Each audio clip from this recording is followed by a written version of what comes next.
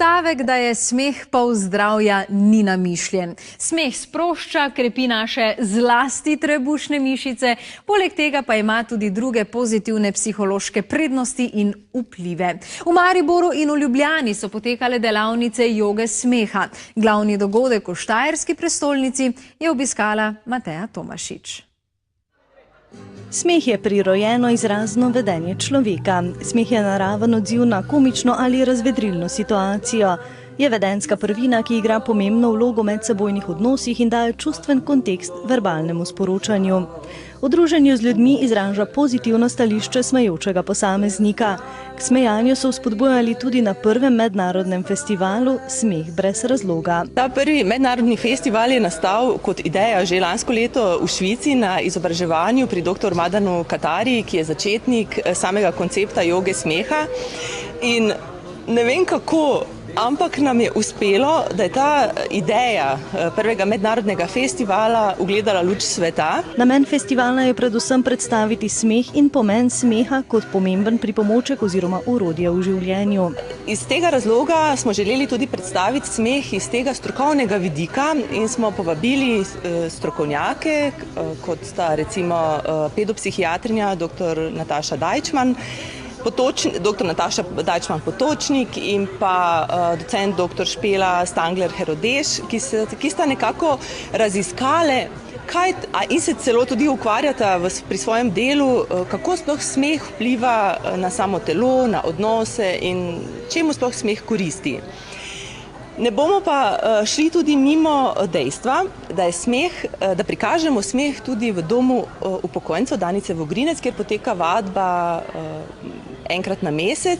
In to področje, kako ti starejši varovanci doživljajo smeh, bo nam predstavila tudi delovna terapevtka iz te ustanove in skupaj bomo naredili tudi nekaj vaj, kako to izgleda.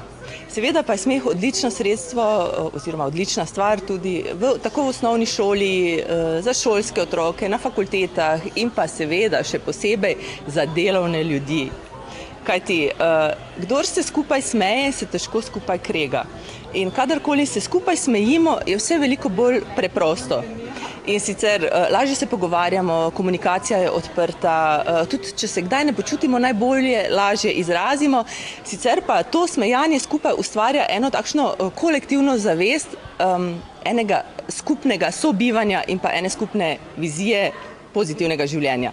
Festival je sovpadal s turnejo smejočega avtobusa, katere organizator je Jeffrey Breyer iz Združenih držav Amerike. Danes bomo skupaj tako z udeleženci iz Združenih držav Amerike, iz sosednje Avstrije in pa celo iz Izraela, odkoder prihaja mojster džiberiša, to je jezik brez pomena, ki ima izredno veliko moč sprostitve, in Aleksom Sternikom. Sometimes in our lives there are things that we are not prepared to them that they happen to us and then they affect us badly sometimes. We become sick because external things happen to us, surprises of life.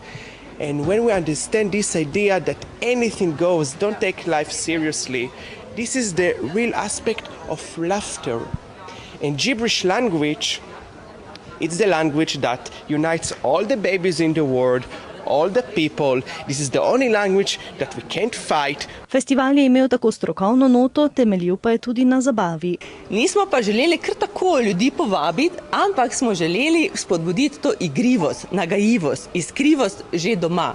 In tisti ljudje, ki so danes tukaj, so morali narediti nekaj tako igrivega, norčavega in sicer to, ali obuti dva različna čevlja, ali nogavice, ali pa copata, odvisno koliko so pogumni. Udeleženci festivala so se skupaj zabavali in smejali ter ugotavljali, da se je v bistvu preprosto smejati brez razloga in predvsem, da je to sploh možno. Izvedeli smo celo, da obstaja povezava med smehom in geni. Smeh je posledica zapletenih biokemičnih reakcij v naših možganih, predvsem v desni polovici možganov. Da te reakcije stečejo, da so pravilno potekajo, nadzorovane, zato so odgovorni geni. Po drugi strani pa je tudi smeh vpliva na gene in sicer v tem smislu, da vpliva na njihovo izražanje. Kar se pa odraža in je že tudi znanstveno potrjeno, da smejalna terapija zato ugodno vpliva na nekatere bolezni, kot so na primer diabetes tipa 2, ki je dandanes zelo pogost v 21. stoletju, tudi revmatizem in številne druge bolezni. Včasih se zgodi, da se smejemo brez razloga. Odgovor za to je zapleten, ampak mogoče en kanček v to je, da to je predvsem odvisno tudi od naše narave in pa naprimer povezano z enim izmed genov. In sicer tale imenuje se COMT gen, ki predvsem, to je bila opravljena študija v letu 2008, kjer so opazovali ta gen in ugotovili, da tisti ljudje, ki imajo dvojno kopijo tega gena, se zelo hitro vznemirijo, so bolj podvrženi depresiji in težje nadzorujejo te svoja tesnobna čustva, tesnobo. V hujših primerih lahko pride tudi do težkih anksioznih stanj. Tisti, ki pa imamo eno kopijo tega gena, imamo pa večji nadzor nad svojimi čustvi, se lažje sprostimo, tudi manj smo podvrženi depresiji in se veliko več smejemo. To je samo eden izmed odgovorov, zakaj eni lahko se smejejo brez razloga, eni pa ne. Sicer pa bi se naj na dan skupaj smejali 10 do 15 minut, kar naj bi ugodno vplivalo na naše počutje. Pregovor, da je smeh pol zdravja, tako še kako drži.